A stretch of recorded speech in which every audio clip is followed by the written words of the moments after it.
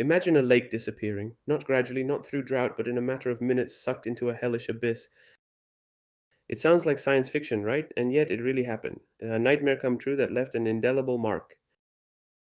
On November 20th, 1980, in a serene and seemingly unchanging corner of Louisiana, Lake Peigneur was transformed from a placid body of water into a portal to hell. It was a day like any other, with a clear sky and the surface of the lake reflecting the tranquility of the morning. No one could have foreseen the horror that was about to unleash, a disaster born from a single small human error. We will take you to the heart of that apocalyptic day, when oil rigs, ships, and even entire forests were swallowed by a vortex that seemed to come from a nightmare, and you will discover how a freshwater lake could disappear into a hole in the ground. The story of this catastrophe begins ironically not with an explosion or an earthquake, but with a drill. An oil rig operated by Texaco and working for the Diamond Crystal Salt Company was drilling into the ground beneath the lake looking for oil. It was a routine operation, one that the industry does thousands of times a year without problems. But that day, the routine turned into a sentence. The equipment, due to a trivial miscalculation or a malfunction, deviated from the planned course by only a few centimeters. These few centimeters, a trifle on paper, they became the thin line that separated normality from chaos. The unexpected victim of this mistake was an abandoned but still active underground salt mine of diamond crystal salt, located at a depth that the platform was not intended to reach. This mine, a cavernous behemoth carved out of the salt, was much closer to the surface and much larger than anyone on the platform knew. The drill drilling into the lakebed penetrated directly into the roof of one of the upper levels of the mine. What happened next was so swift and violent that it defied imagination. The drillers, unaware that they had just opened the gates of hell, only noticed that their drill had jammed. But within moments, the small crack opened by the drill turned into a sinkhole. Fresh water from the lake began to flow into the salt mine below, dissolving the salt and widening the gap further. The pressure of the lake's water column, hundreds of meters above the mine, was immense. The roof of the mine, weakened by the dissolved salt, gave way with a dull roar, creating a gigantic vortex. We're not talking about a small bubbling pool, we're talking about a devouring monster, a funnel hundreds of meters in diameter that swallowed everything in its path. It was the beginning of the end, an unprecedented disaster, and all hell had just broken loose on the Earth's surface. The devastation was unstoppable and apocalyptic. The vortex, with an insatiable hunger, sucked everything into its abyss. First, the floating oil platforms, which only moments before had been operating on the lake, were hurled towards the center of the spiral only to be mercilessly swallowed up. Their massive structures twisted and tore under the crushing force of the water, disappearing beneath the surface like toys thrown down a drain. Then it was the turn of 11 barges and cargo ships, some tens of meters long, which were swept away by the fury of the vortex. Their hulls buckled and broke, vanishing into the black hole that had become the center of the lake. But it was not only the works of man that succumbed.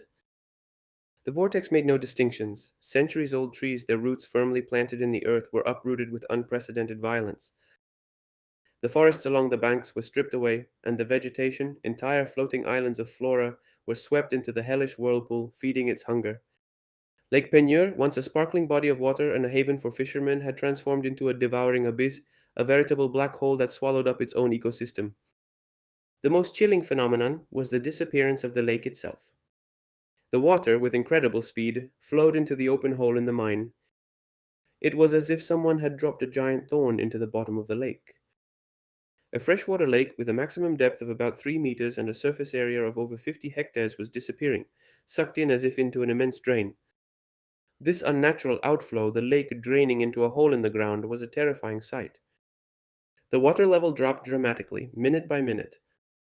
The banks receded, exposing the muddy, slimy bottom. The chilling revelation was seeing the water recede. A trail of debris, the twisted remains of what had been swallowed, settled on the bottom, while the vortex continued to spin furiously. Eventually, the lake was almost completely gone, leaving in its place a huge basin of mud and destruction, with a gigantic hole in the center that continued to swallow the remains. But the terror did not end with the disappearance of the water. This apocalyptic disaster brought with it further horrors and devastating environmental impacts. The lake's fresh water, now almost dried up, was replaced by an invasion of salt water.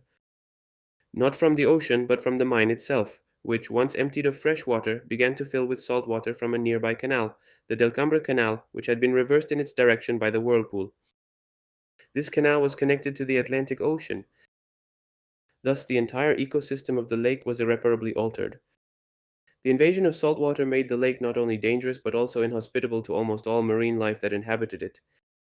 Fish, alligators, and other marine creatures were thrown out of their natural habitat or lost their lives. And as if that wasn't enough, there was also a secondary disaster, the methane gas explosion.